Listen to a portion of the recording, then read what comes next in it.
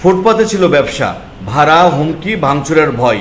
সব ছেড়ে এখন বুড়িগঙ্গার বুকে এক টুকরো নৌকাই তার দোকান। না ভাড়া, না ঝামেলা। শান্ত নদীতে আরামে বিক্রি করছে ফলমূল, বিস্কিট, ব্রেড থেকে শুরু করে অন্যান্য পণ্য। জীবনটা বদলেছে ঠিকই, কিন্তু লড়াইটা এখনো চলছে।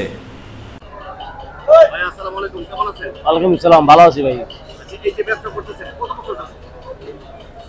আমি তো করি আমার 28-25 বছর হইব। আমার সরকার তো এই জায়গায়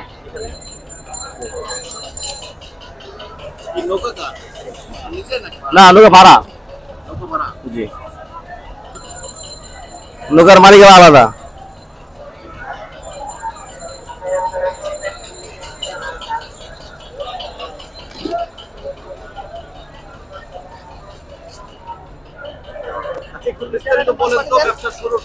এবং এই নৌকার মধ্যে এইভাবে ভাসমানভাবে বিক্রি করার আইডিয়াটা কিভাবে এলো?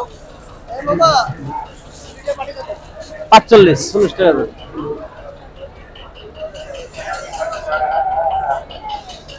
এটা আমরা তো আগে ছিলাম, বলে উপরে ছিলাম আগে।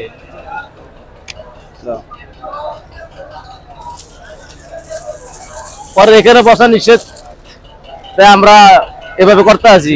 আগে ভিতরে ছিলাম আগে, এখন আর কি বাইরে আইছি। আগে রাস্তার মধ্যে বা ফুটের মধ্যে ওদের ছিলাম আগে। ওখানে অনেক বাধা হয় নাকি? না, এখানে ছিল না, যাত্রীর সমস্যা, অনেক সমস্যা হয়। এভাবে বিক্রি করতে কি কোনো প্রবলেম হয়? না, সমস্যা হয় না। কোনো তো বাধা বা কোনো না, এগুলো সমস্যা নেই। নৌকাটা তো নিচে হইলে পারতেন। না, নৌকা নিজে ভাড়া। ভাড়া দিন কত দিন নৌকা ভাড়া? মাসে 10,000 টাকা। মাসে 10,000 টাকা। মাসে 10,000 টাকা। সারাদিন কি রাত করে পর্যন্ত থাকে? 11টা, 10:30টা, 11টা। কেমন বেশি কিনা হয়? এখন কম, এখন সারাদিনে 10,000, 15,000, আবার কোন 10,000, 12,000। বৃষ্টি আসলে ডাকে রাখতে হবে পলিথিন দেয়া।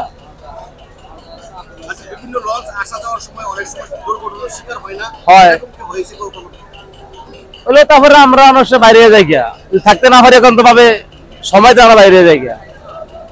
আর যদিও আজকে পড়ে যাই তো সমস্যা না, থাকা যায়, লঞ্চের সুপায় থাকা যায়। যেগুলো তলে ভিতরে অনেক জায়গা তো থাকা যায়।